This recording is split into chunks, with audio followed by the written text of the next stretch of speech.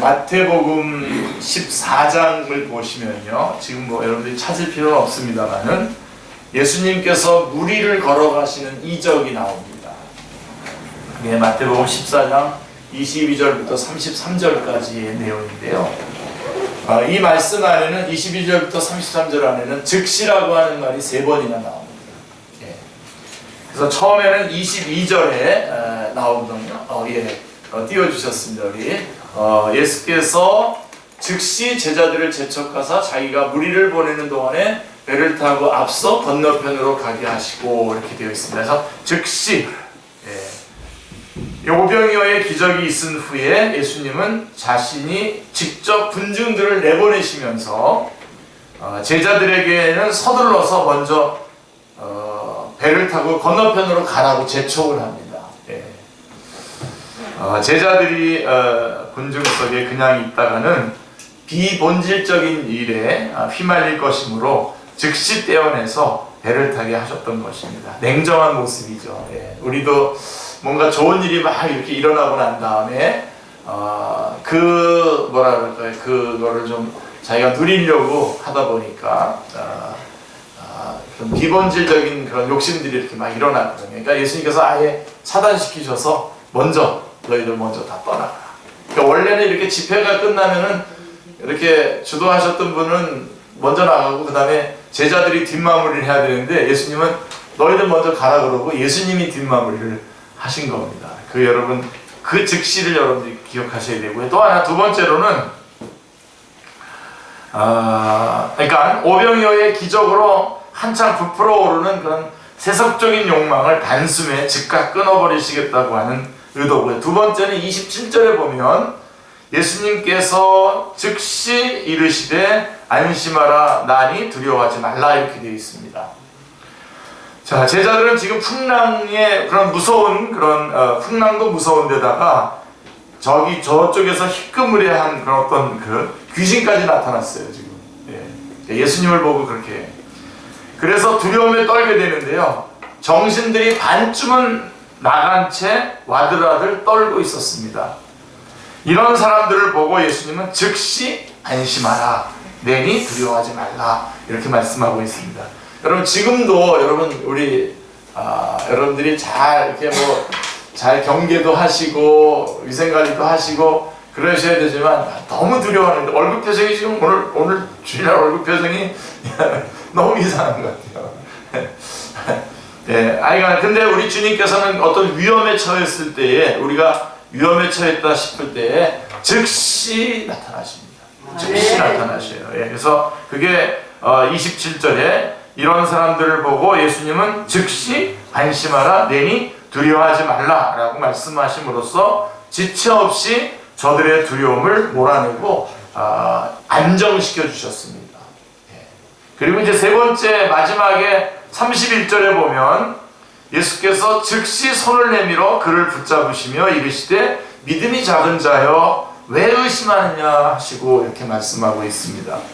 자, 베드로가 물속으로 빠져들어가면서 나를 구원하소서 소리치자 예수님은 즉시 손을 내밀었다는 것입니다. 즉시 손을 내밀어서 붙잡아 주셨습니다. 제자 베드로를 위험에서 즉시 건져주셨습니다. 두려움 가운데 즉시 찾아와 주셨고, 물에 빠져들어갈 때 즉시 손을 내밀어서 건져주셨다, 이겁니다. 그러니까 여러분 이 두 번, 이 두려움과 위험에서부터 즉시 건져주셨던 거에 대해서 여러분 기억하시고 위로받으시고요. 그 다음에 처음에 즉시 제자들이 오병이어의 기적이 일어나고 다들 마음들이 이렇게 부해져서 뭔가 다른 욕망으로 이렇게 막 넘어가려고 할 때 즉시 그것을 차단하셨던 것을 생각하면서는 도전을 받으셔야 됩니다. 아멘. 아멘. 자, 그래서 주님께서 즉시 하신 일들을 깊이 묵상해 보시길 바랍니다. 큰 위로와 도전이 됩니다. 다시 한번 정리한다면 우리 주님은 우리가 두려움과 위험에 처했을 때에는 즉시 구원해 주십니다. 큰 위로가 되죠. 특별히 오병이어의 기적으로 한창 부풀어 오르는 세속적인 욕망을 단숨에 즉각 끊어버리시는 주님의 모습을 묵상할 때는 오늘날 우리 교회가 가지고 있는 문제들, 특별히 목회자가 가지고 있는 그런 문제들의 답을 발견할 수가 있습니다.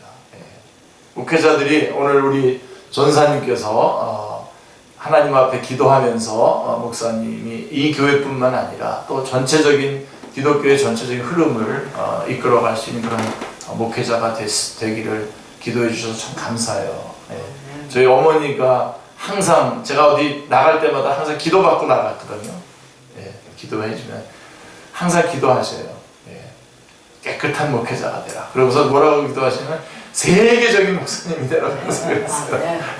근데 우리 교회는 지금 세계적이죠?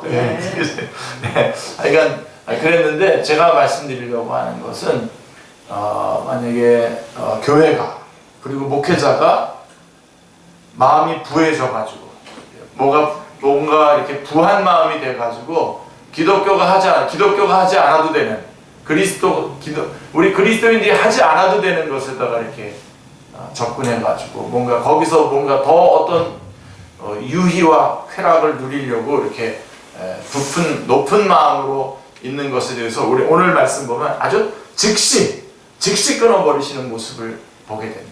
아멘. 그래서 아까 두려움과 위험 가운데서 즉시 우리를 구원해 주시는 하나님, 우리 주님을 보면서 우리 위로를 받으면서 또 동시에 이렇게 헛된 욕망으로 뻗쳐나가려고 하는 그 순간을 즉시 끊으시는 그 주님의 모습을 여러분들이 꼭 확인하시면서 또 도전을 받으셔야 됩니다. 이 오병이의 기적 때문에 부풀어 올랐었던, 그래서 오늘 그 오병이의 기적에 대해서 좀 말씀을 드리려고 합니다. 오늘 본문에 나오는 이 오병이의 기적은 네 복음서에, 마태, 마가, 누가, 요한복음 네 복음서에 다 나옵니다. 예수님이 행하신 이적은 어느 것이나 다 네 복음서에 다 기록되어 있는 것이 아닙니다. 그런데 이 오병이의 기적은 네 복음서에 어느 복음서를 펼쳐봐도 찾아볼 수 있습니다. 마태복음에는 14장, 마가복음에는 6장, 또 누가복음에는 9장, 또 요한복음 6장에 다 나와 있습니다. 그만큼 중요하게 다루고 있다는 거죠. 복음서의 기자들이 이 오병이어의 기적을 그만큼 중요하게 다루고 있다라고 하는 것을 짐작할 수 있습니다. 여기에 기억해야 할 것이 있습니다. 요한복음 2장에 나오는 예수님이 물로 포도주를 만드는 그 기적이 있죠. 이거는 예수님께서 퀄리티, the master of quality, 질의 주인이시다라고 하는 것을 말해줍니다. 그러니까 질을 얼마든지, 그 퀄리티를 얼마든지 좋게 만드실 수도 있고 또 그렇게 하지 않을 수도 있다라고 하는 것이고, 이 6장에 나오는 이 오병이어의 기적은 또 우리 주님이 master of quantity, 양의 주인이시단 말입니다. 숫자를 얼마든지 늘리실 수도 있고 줄이실 수도 있다라고 하는 것이죠. 그러한 기적을 베푸실 수 있어요. 물론 그 요한복음에 나오는 7개의 그 이적들이 다 그런 의미들을 다 가지고 있습니다. 저 먼 거리에 있는 왕의 신하의 아들을 고친 것 보면 주님께서 또 Master of Distance, 공간, 스페이스, 공간에도 주인이시고, 그 다음에 또 38년 된 병자를 고치신 거 보면 시간에도 주인이시고, 그러면서 하여간 모든 면에서 하여간 우리의 한계되는 모든 것들에 대한 다 주인이시다라고 하는 것을 말씀을 드리는데, 특별히 요한복음 2장에 물로 포도주를 만든 이적이 질을 바꾸는 이적이라고 한다면, 오늘 본문에 나오는 이 오병이어의 기적은 양을 바꾸는 이적이라고 하겠습니다. 그러니까 여러분, 질적으로도 여러분이 어떻게 변화되기를 원하셔도 주님 의지하시면 됩니다. 그리고 여러분들 뭔가 부유하게 뭔가를 갖기를 원하셔도 주님 의지하시면 됩니다. 다 그 안에서 다 해결이 될 수 있어요. 자, 성경에서는 이 떡 5덩이로 5,000명을 먹이셨다고 하는데, 여기서 5,000명이라고 말씀하고 있습니다만은 실제 인원은 훨씬 많았을 것으로 추측이 됩니다. 왜 그러냐면 성인 남자의 숫자만 센 거거든요. 그래서 여기에 여자들과 아이들을 포함해서 센다면 약 2만 명 정도가 되지 않았을까, 이렇게 추측을 합니다. 그러나 5,000명이라고 하더라도 그렇게 추측을 하지 않고 그냥 성경에 나와 있는 숫자 5,000명이라고만 해도 어린아이가 5덩이의 그 떡을 가지고 있었다고 하면 최소한 1인당 5덩이씩은 먹어야 했을 텐데, 그렇다면 떡의 양은 적어도 25,000덩이는 돼야 되는 엄청난 양인 것입니다. 예. 현실적으로 도저히 불가능한 일입니다. 예. 오늘날 우리에게도 이런 현실들이 닥치거든요. 현실적으로는 도저히 실현 불가능합니다. 이 5,000명을 합하면 한 2만 명 되는 이 사람들을 먹인다. 이거는 불가능한 일입니다. 특별히 그 상황에서는. 그러나 하나님께서 역사하시는 일에 불가능이란 있을 수 없습니다. 아멘. 예. 무에서 유를 창조하시는 능력이 함께하고 있는 이상 하나님께서는 언제나 어디서나 어떤 상황에서도 그 물량을 늘리시기도 하시고 줄이시기도 하시며 그 질을 바꾸시기도 하십니다. 하나님은 죽은 사람도 살리시는 하나님이십니다. 아멘. 질과 양 그 어느 쪽으로든 양쪽 다 역사하시는 하나님이심을 잊지 말아야 아멘. 하겠습니다. 아멘. 예. 자, 많은 군중들이 모였다 그랬어요. 여기 보면 오늘 성경 본문에 많은 군중들이 모였다 그랬습니다. 자, 그 많은 사람들이 어떻게 광야에 모일 수 있었겠습니까? 예. 5,000명이라면 굉장한 숫자입니다. 예. 뭐 지금에는 우리 뭐 이렇게 많이 어떤 그런 문제 때문에 사람들이 여기저기서 많이 모이기도 합니다만은 당시에 이렇게 많은 사람이 모일 수 있는 것이 굉장한 숫자입니다. 그 옛날 더구나 2000년 전에 시골 광야에 몇백 명도 아니고 5,000명이나 되는 수많은 사람들이 어떻게 모일 수 있었겠는가라고 하는 것이죠. 본문 말씀은 그것을 잘 설명해 주고 있는데요. 마침 그때가 6월절이 가까운 때였다라고 4절은 요한복음 6장 4절은 말씀하고 있습니다. 유대인들에게는 1년에 3차례의 명절이 있는데 그 중에 가장 큰 명절이 6월절입니다. 이 6월절에는 12살 이상이면은 예루살렘으로 거의 다 모여야 됩니다. 그러니까 갈릴리 근방에서 사는 유대인들이 이런 순례 도중에 디베리아 광야로 모였던 것입니다. 자, 왜 모였을까요? 예. 자, 왜 모였던 것이겠습니까? 이 사람들이. 예, 이 점에 대해서는 여러 가지 해석이 있습니다만 본문 2절 말씀에 보시면 그 가운데에 그 중에 하나의 답이 있는데 2절 말씀에 보시면 큰 무리가 따르니 이는 병자들에게 행하시는 표적을 보았음이로라 이렇게 말씀하고 있습니다. 예. 큰 무리가 따랐던 것은 그들이 이적을 보았거나 그 소문을 들었기 때문입니다. 죽은 사람을 살리신다든가 맹인의 눈을 뜨게 하신다든가 하는 소문을 들어왔던 사람들은 때마침 그곳에 예수님이 계시다는 소문을 듣고는 무리를 지어서 구름처럼 모여들었던 것입니다. 그러나 모인 이유가 그것만은 아니었습니다. 여기에는 정치적인 성격도 좀 있었던 것 같습니다. 15절 말씀에 보면 오늘 본문의 마지막 절에 15절 보면 그러므로 예수께서 그들이 와서 자기를 억지로 붙들어 임금으로 삼으려는 줄 아시고 다시 혼자 산으로 떠나가시니라 라고 말씀하고 있습니다. 네. 당시에 로마가 이스라엘을 점령하고 있었지 않습니까? 그랬을 때에 우리 쪽에 좀 이 로마를 물리치고 독립해서 할 수 있는 그런 왕 같은 사람이 없을까라고 했는데 바로 이런 예수님이 바로 그런 왕이 되면 임금이 되면 일단 배고픈 일도 없을 거고 해결되지 않을까라고 하는 그런 생각으로 또 한번 이렇게 왕으로 옹립하고 싶은 그런 마음에 사람들이 또 모였을지도 모르겠습니다. 자, 해마다 6월절이면 예루살렘을 향하는 유대인들, 이들은 나라 잃은 백성으로서 로마 사람들에게 핍박받으면서 비참하게 살아갑니다. 그들은 늘 갈망했습니다. 우리는 언제 독립할 수 있을까? 우리를 제대로 이끌어줄 왕이 언제나 나타날 것인지 이런 탄식과 기대 속에 메시아의 소식을 들었던 것입니다. 예수님께 대한 소문은 무성했습니다. 그분은 선지자다. 그분은 능력 있는 말씀도 잘 잘하신다. 죽은 자도 살리는 이적을 행하신다. 우리의 왕이 되실 분이다. 아마도 그곳에 모였던 5,000명의 마음속에는 이분을 모시고 가서 유대 나라의 왕을 삼고 그에게 충성을 맹세하고 예루살렘을 메시아의 왕국으로 만들겠다는 욕구가 가득했을 것입니다. 게다가 예수님은 갈릴리 사람이기까지 해서 사람들은 더욱 기뻐하고 감격에 차 있었을 법합니다.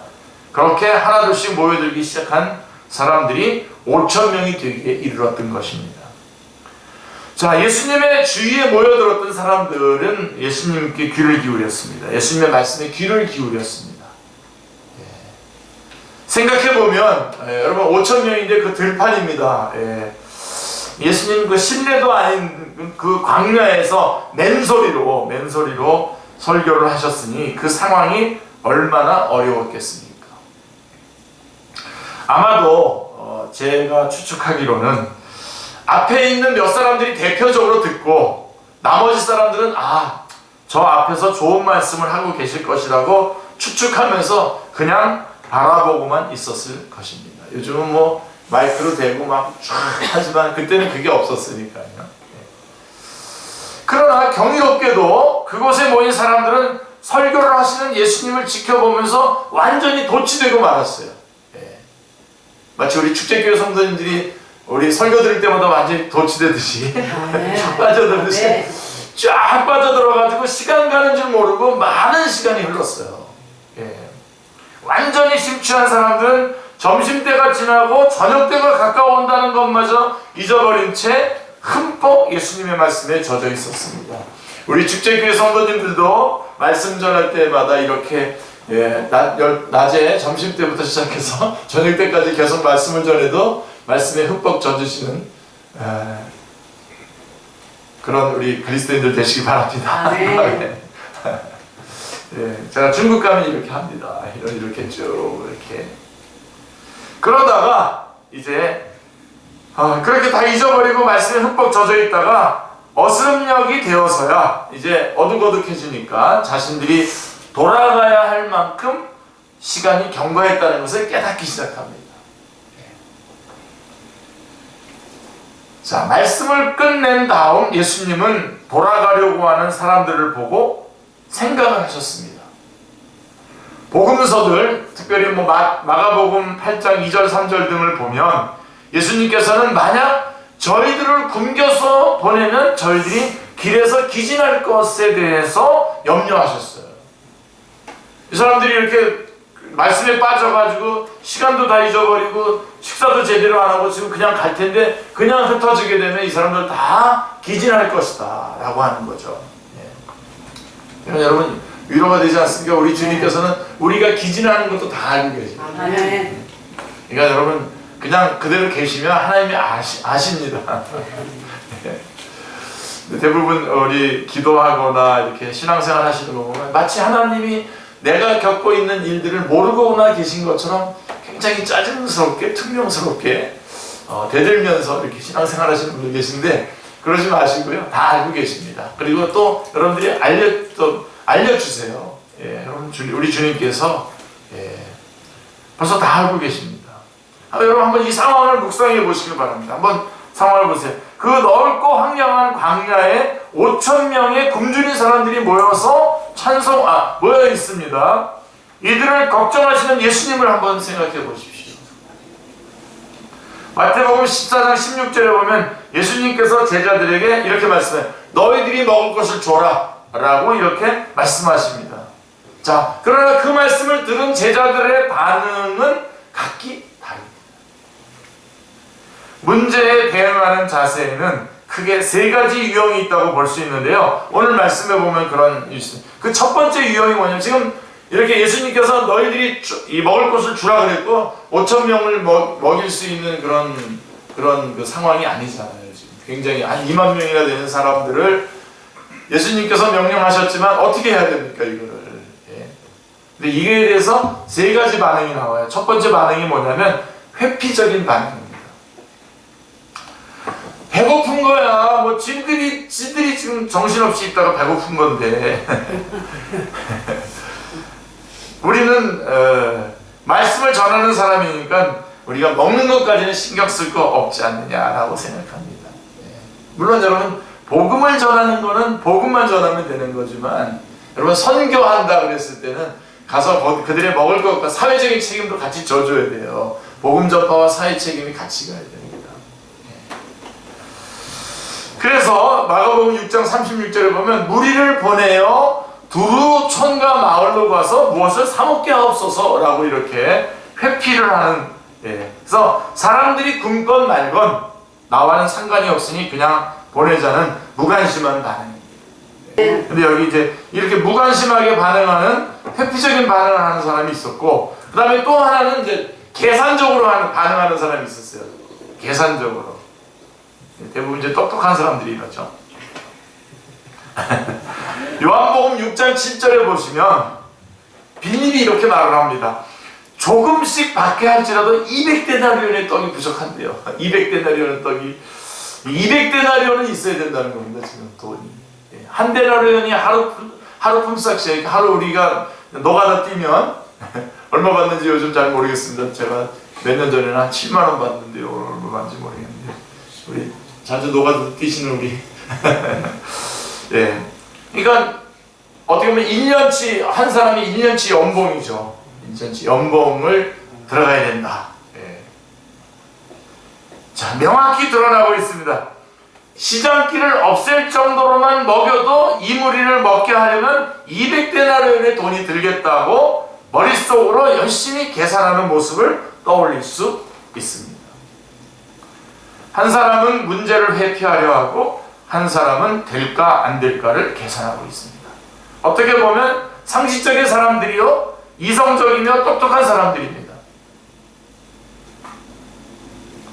자, 이렇게 계산적으로 반응을, 계산해봤자 지금 어떻게 할 거예요? 어디 가서 사올 거예요? 돈이 든다 이겁니다. 그렇게. 그러면서 끝이에요. 근데 이제 세 번째 반응, 우리는 이 반응에 주목을 해야 됩니다. 세 번째 반응은 주님을 의지하는 반응입니다. 아멘. 주님을 의지하는 반응. 안드레가 나옵니다. 안드레가 참 여기저기 참, 요한복음 1장에도 보면 베드로를 전도하잖아요. 베드로가 대단한 사람이지만 베드로를 전도한 사람은 안드레예요. 자, 안드레가 나오는데 이 안드레는 예수님께 말씀을 드립니다. 오늘 본문 6장 9절에 보면은 여기 한 아이가 있어 보리떡 5개와 물고기 2마리를 가지고 있나이다. 이어서 그러나 그것이 이 많은 사람들에게 얼마나 되겠사옵나이까 라고 예수님에게 해결 방법이 없겠느냐라고 예수님께 맡깁니다. 여러분, 이런 지혜로운 우리 성도님들 되시기를 주님의 이름으로 축원합니다. 여러분 날 계산하고 비판하고 반응하지 않으면서 순서 털털거리면서 이런저런 말만 하고 그러는 게 아니라 이 문제 앞에 딱 봉착했을 때 이 문제를 가지고 예수님께 가는 겁니다. 예수님께 가서 문제를 내놓는 거예요. 우리가 주목해야 될 유형이 바로 이 안드레와 같은 유형입니다. 예수님께 문제를 가지고 나온 것입니다. 이 점이 매우 중요합니다. 있는 그대로 문제를 가지고 예수님께 나와야 됩니다. 오늘날 우리들의 여러분, 예수님께서 해결해 주실 겁니다. 물론 그 대답은 우리가 원하는 것보다도 더 좋은 방법으로, 좋은 길로 우리를 인도해 주시는 그 방법으로 우리에게 대답해 주실 겁니다. 어떨 때는 yes라고, 어떨 때는 또 no라고, 어떨 때는 좀 기다리라고 이렇게 대답할 것이지만 일단은 그 문제를 가지고 우리가 정직하게 주님 앞에 나아가서 내놓으셔야 됩니다. 이런 기도를 저는 제일 좋아하는데, 이런 기도를 상담 기도라고 합니다. 상담 기도. 여러분들이 뭔가를 해달라고 하는 것을 막 구체적으로 해가지고 요구하는 그런 기도가 아니라, 하나님, 저 지금 이런 사람과 지금 만나고 있고, 또 하나님, 저 이런 문제에 지금 앞에 있고, 또 저는 지금 이런 것들을 지금 계획하고 있는데, 하나님, 이것이 어떻게 해야 될까요? 하나님 인도해 주시옵소서. 하나님 도와주십시오. 하고서 이렇게 하나님 앞에 올려드리는 거예요. 상담 기도라고 해요. 대부분 우리가 먼저 내 마음대로 뭔가를 딱 정해놓고 그렇게 해달라고 딱 기도해놓고 그렇게 해주지 않으면 하나님 앞에 삐지고, 그렇게 해주면 그런 사람 별로 감사도 잘 안 해. 그렇게 하지 마시고요. 여러분, 초월적으로 이제부터는 여러분 이 천지만물을 창조하신 그 하나님이 당신의 아들 예수 그리스도를 나를 위해서 주셨고, 나는 그 예수 그리스도로 말미암아 구원받고 하나님의 자녀가 되었고, 내가 하나님 앞에 기도할 때마다 그 하나님은 이미 당신의 아들을 주신 하나님이라고 하는 거 우리 알고 있다고 한다면 믿습니까? 아멘. 그렇다고 한다면 여러분 이제부터는 우리에게 주어지는 모든 일들, 문제들, 겪는 일들, 그것이 재정적인 문제든 그것이 어떤 문제든 항상 초월적으로 사고하셔야 됩니다. 그 초월적으로 사고하면서 기도하는 게 바로 상담 기도예요. 하나님 이거 하나님께 맡깁니다. 하나님 인도해 주십시오. 하나님께서 역사해 주십시오. 아멘. 만약에 저 사람들의 마음을 움직이실 수 있으면 움직여 주시고 주님께서 저에게 또 재정을 주실 수 있으면 주시고 하나님께 맡겨드리는 거죠. 그리고 하나님은 분명히 우리가 생각하는 것보다도 최선의 길로 이끌어 주실 겁니다. 아멘. 그게 바로 이 상담 기도입니다. 우리는 때로 어느 문제를 놓고 내 문제가 아닌 남의 문제로 회피하려 들거나 약삭받은 계산을 합니다. 이렇게 하면 이럴까? 해로울까? 이렇게 해주면 다음에 또 요구할 텐데. 반면에 진실한 사람들도 있습니다. 나의 생각으로는 문제 해결 방법이 없습니다. 그러므로 예수님 앞에 그 문제를 들고 나옵니다. 할렐루야. 아멘. 주님께 문제의 해결이 있다고 믿는 거죠. 아멘. 주님께서 해결해 주십시오. 이게 바로 요한복음 2장에도 나와요. 요한복음 2장에 나오는 가나의 혼인잔치에서 예수님이 물을 포도주로 만드셨던 기적은 이러한 일면을 또 한 번 상기시켜 줍니다. 잔치집에 포도주가 떨어졌어요. 마리아가 예수님에게 와서 이 문제를 털어놓습니다. 그리고 하인들에게 예수님이 말씀하신 대로 하라고 명하고는 가버립니다. 이때 만약에 예수님이 인간적으로 대답하셨더라면 어떻게 되었겠습니까? 자, 저들은 어쩌란 말입니까? 제가 당장 뭘 어떻게 하겠습니까? 그러나 말씀하시는 대로만 하면 뭔가 해결이 있을 거라고 하는 마리아의 이 아름다운 믿음을 예수님은 저버리지 않으셨습니다. 어떤 문제건 내가 먼저 해결의 길을 찾을 것이 아닙니다. 제발 여러분들이 먼저 답을 내가지고 출발하지 마시기 바랍니다. 사실 그대로를 먼저 예수님에게 가지고 나와야 됩니다. 아멘. 마치 히스기야 왕이 산헤립의 협박 편지를 받은 그 편지를 가지고 와서 성전에다 펴놓고는 하나님 앞에 내보인 것과 같이 말입니다. 저 산헤립이 여호와 하나님을 이렇게 모독하고 있습니다. 그대로 내보이는 겁니다. 하나님 앞에. 당연히 보리떡 5덩이와 물고기 2마리밖에 가진 것이 없습니다. 라고 그대로를 내밀었던 안드레의 태도가 가장 바람직스러운 태도입니다. 아멘. 그런 사람들은 기적을 맛봅니다. 그렇게 내려오는 사람들은 아멘. 주님께서 이끄시는 그 기적을 맛보게 됩니다. 아멘. 자, 그러면 우리 이 오병이어의 이적이 주는 교훈들을 좀 한번 몇 가지 정리하고 말씀에 시간이 많이 갔네요. 벌써. 오늘 또 우리 뭐 조촐하게 모였으니까 조금 말씀 좀 깊이 있게 좀 보죠. 좀 오병이어의 기적이 주는 교훈. 자, 본문의 내용을 살펴보면 우리가 생각해야 할 것이 여러 가지가 있습니다. 여기서 제시하는 교훈은 반드시 기억해야 됩니다. 자, 첫 번째 문제가 뭐냐면 예수님께서 이 이적을 왜 보이셨냐는 겁니다. 이 이적을 보이신 의도가 무엇이냐라고 하는 거죠. 마태복음 15장, 마가복음 8장에 나오는 신병이어로 4,000명을 먹이신 이적을 보면 예수님께서 구체적으로 말씀하십니다. 아까도 말씀드렸지만 마태복음 8장 2절 3절 마가복음 8장 2절 3절 말씀을 보면 내가 무리를 불쌍히 여기노라 그들이 나와 함께 있은지 이미 사흘이 지났으나 먹을 것이 없도다. 만일 내가 그들을 굶겨 집으로 보내면 뭐라고 되어 있습니까? 길에서 기진하리라. 그 중에는 멀리서 온 사람들도 있느니라. 이렇게 길에서 기진하리라. 요게 이런 이적을 베푼 이유입니다. 다른 게 없어요. 오늘 이 오병이어의 기적도 마찬가지입니다. 이 사람들이 지금은 정신없이 앉아있지만 돌아가는 길에는 지쳐서 쓰러지는 사람들이 있겠다고 예수님은 걱정을 하시는 겁니다. 예수님이 우리의 지치시는 것을 다 알고 계십니다. 놀랍지 않습니까? 얼마나 감사하고 안심입니까? 아멘.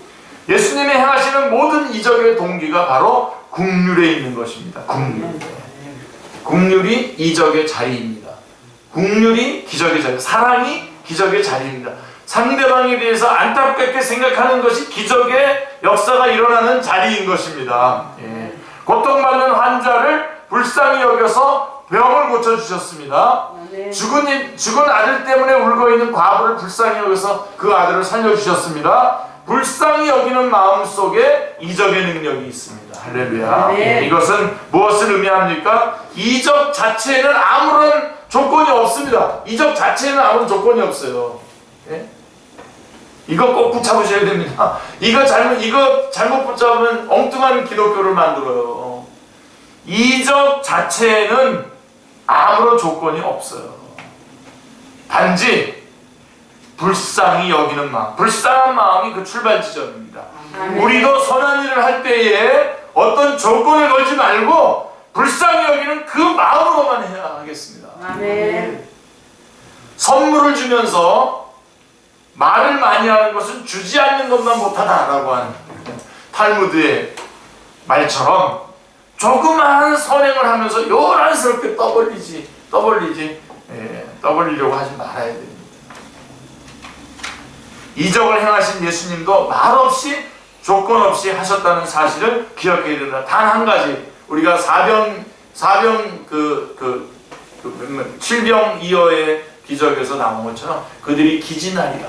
그러니까 그들을 불쌍히 여기시는 그 마음에서 이적이 시작됐다라고 하는 것. 그렇기 때문에 우리도 누구에 대해서 선을 베풀 때에 항상 다른 조건이 아니라 그들을 불쌍히 여기는 마음에서 시작을 해야 됩니다. 아멘. 꼭 붙잡으시기 바랍니다. 아멘. 그래야 우리 순수하게 이 선한 일을 행할 수 있는 것입니다. 그 다음에 여러분 또 우리가 생각해야 되는 것은 이 기적에서 안드레의 수고입니다. 안드레의 수고.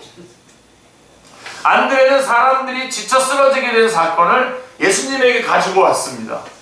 자, 여기 한 아이가 있어서 보리떡 5개와 물고기 2마리를 가지고 있습니다. 이것이 상징하는 것이 바로 전도자의 역할입니다. 아멘. 어떤 사람이 병을 치료받았다든가 장인, 맹인이 눈을 떴다든가 하는 식의 소문과 소식이 있습니다.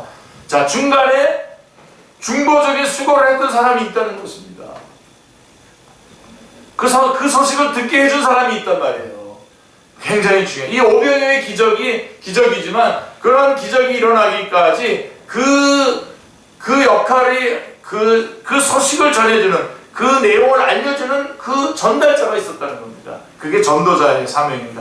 중간 역할을 담당하는 전도자가 얼마나 중요한가를 본문에서 알 수가 있는 것입니다.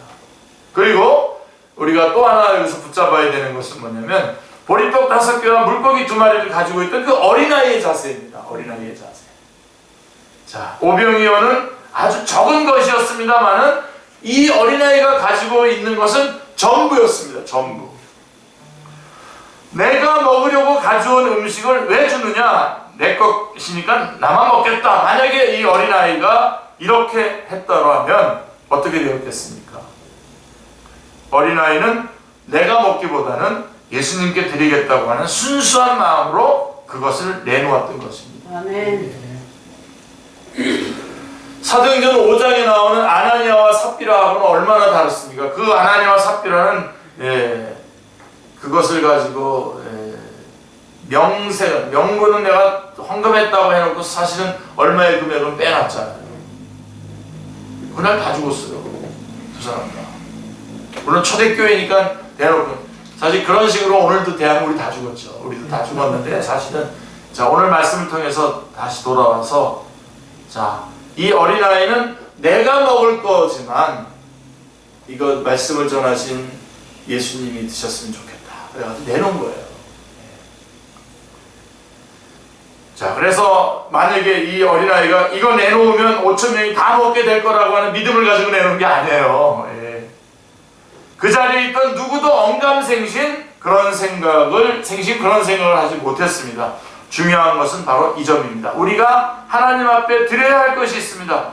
하나님이 역사하시려고 할 때 반드시 우리에게 요구하시는 바가 있단 말입니다.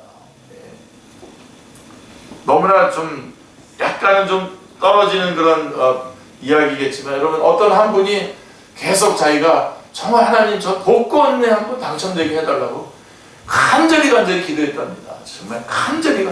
예.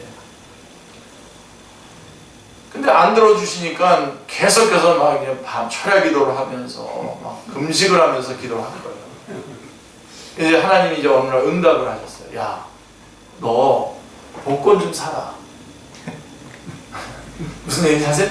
복권도 안 사고 복권에 당첨되더라도 그렇게 금식 기도까지 할 필요. 복권 사는 일은 해야 될 거 아니에요. 제가 지금 복권 사라고 말하는 게 아니에요, 지금. 예, 그게 아니라 우리의 기도가 그렇다는 거예요. 우리 주님께서 이 오병이어의 기적을 일으키실 때에 여기에 이 어린아이의 헌신이 있었단 말입니다. 그리고 안드레의 그 전달하는 그 전달이 있었고 이 어린아이의 헌신이 있었단 말입니다. 우리가 해야 될 작은 충성이 있어야 된다는 겁니다. 여기 함께 가야 된다는 겁니다. 대부분의 사람들은 이렇게 적은 것을 가지고 못하겠냐라고 하는 식으로 생각하는 것 같은데요. 그것이 씨가 되고 시작이 되는 것입니다. 네. 엄청난 역사를 이루는 그 씨앗은 우리가 드린 아주 적은 것에서부터 시작된다는 사실을 절대로 잊지 말아요. 여러분 이 축제교회 적어 보이지만 이 교회를 통해서 일어난 목회자가 뭐 수십 명 됩니다. 선교사도 수십 명 되고요. 예.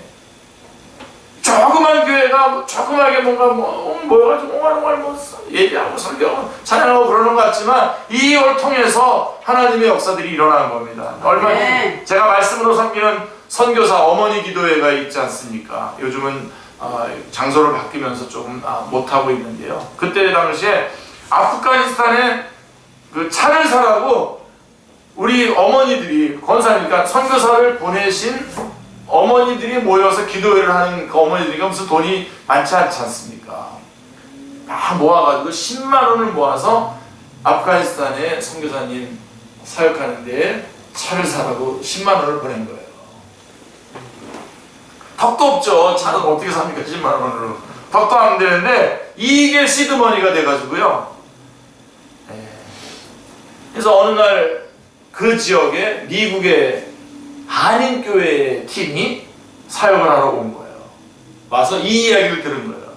그 한국에 나이 많으신 그 어머니들이 여기 차 사라고 10만 원을 보냈다는 것을 알고 이 사람들이 사역을 하고 돌아가서 담임 목사님한테 말씀드렸더니 담임 목사님이 나이 많으신 어머니들이 그렇게 돈을 이렇게 그냥 모아가지고 10만 원을 보냈다는데 우리가 어떻게 우리 교회가 가만히 있겠냐 그래가지고 만 달러를 모아가지고 보냈다는 겁니다. 아멘. 그래서 그 소식을 우리가 들은 거예요 다시. 아주 그냥 아주 재미가 났어요. 그래서 이렇게 조그만 일부터 하나 하는 거, 출발하는 거 굉장히 아주 재미가 났습니다. 시드머니에 100배를 보내왔어요. 100배를. 그게 목사님이 이렇게 나이 많으신 어머니들이 이렇게 수고하는데 우리가 어떻게 가만히 있을 수 있겠냐라고 하면서 보냈던 것이죠. 감사합니다. 이런 일들은 지금도 일어날 수 있고요. 계속해서 일어나야 됩니다. 아멘. 우리의 손에 든 것은 적은 것입니다. 그것이 얼마나 커질까를 미리 생각하지 마십시오. 그렇다고 나의 이 수고가 뭐 그리 대단한 것이겠냐라고도 생각하지 마십시오. 그저 최선을 다해서 충성을 하십시오. 그 다음은 하나님께서 우리의 노력과 시간으로 엄청난 역사를 이루실 것입니다. 아멘. 사람의 생각대로 하고자 한다고 되는 것이 아닙니다. 우리의 손에 있는 것들은 아주 적은 보리떡 5덩이와 같은 것입니다. 그러나 그대로 주님께 바치면 주님 손에 들려지면 엄청난 역사를 이룰 수 있는 것입니다. 아멘. 참으로 놀라운 일입니다. 아무도 기대하지 않았던 기적, 그 씨앗은 지극히 작은 것임을 명심해야 됩니다. 그러나 하나만 더 생각하고 마쳤으면 좋겠어요. 여러 개 뒤에 있는데 예수님께서 이 오병이어의 그 작은 떡과 걸로선 하나님 앞에 축사합니다. 감사 기도를 드립니다. 감사 기도를. 네. 여러분 다시 한번 말씀드립니다. 기적의 자리가 어디라고요? 감사. 아까 국률이라고 했죠? 불쌍히 여기는 것에서 기적의 능력이 나타나는데 감사할 때에 기적의 능력이 나타납니다. 감사. 네. 여러분 오늘 여러분들이 살아있음을 그리고 이제 주님을 예배할 수 있음을, 아까 우리 기도할 때 우리 전사님 예배를, 예수님을 믿지만 예배를 드릴 수 없는 사람들도 있다 그랬어요. 근데 우리 예배 드리잖아요. 얼마나 감사한지. 아멘. 거기에 기적이 있어요. 아멘. 우리 주님께서 이 조그만 떡, 보리떡 5개와 물고기 2마리를 놓고 하나님 앞에 감사로 올려드리는 그 모습을 여러분 한번 생각해 보시기 바랍니다. 감사가 기적의 요건입니다. 아멘. 감사가 기적의 자리입니다. 감사의 기적의 역사가 있습니다. 아멘. 제자들이 주님께서 떡을 나눠주시라 그럴 때 어떻게 하죠? 예수님께서 직접 그 5,000명 있는 사람들한테 여기서 어차피 기적을 일으킨 거니까 여기서 슝슝 날아가가지고 앞에 떡덩이들이 딱 떨어지게 해줄 수 있잖아요. 네. 그렇게 안 하시고 어떻게 하셨죠? 제자들 보러 나눠주라고 했어요. 나눠주. 여기 떡이 지금 하나님께서 기적을 베푸셨다고, 주님께서 기적을 베푸셨다고 하더라도 이거는 누가 해야죠? 나눠주는 역할은 우리가 해야 돼요. 나눠주는 역할을 우리가 해야 되고, 네. 마지막으로 그 남은 거를 다 거두어서 버리지 말라고 그랬어요. 특별히 여러분 우리가 이렇게 놀라운 기적을 맛보고 난 다음에 우리가 이것을 또 일어나겠네? 그러고선 쉽게 여기고 기적을 낭비하는 경우가 있는데요. 그러시면 안 됩니다. 주께서 주신 기적은 꽉 내 거로 다 적용해서 100% 내 안에서 체험이 되고 역사가 되고 열매가 되고 영광이 되고 하나님 앞에 드려지는 그런 역사가 되면서 절대로 기적이 낭비되지 않도록 해야 되는 것까지가 우리에게 주시는 말씀입니다.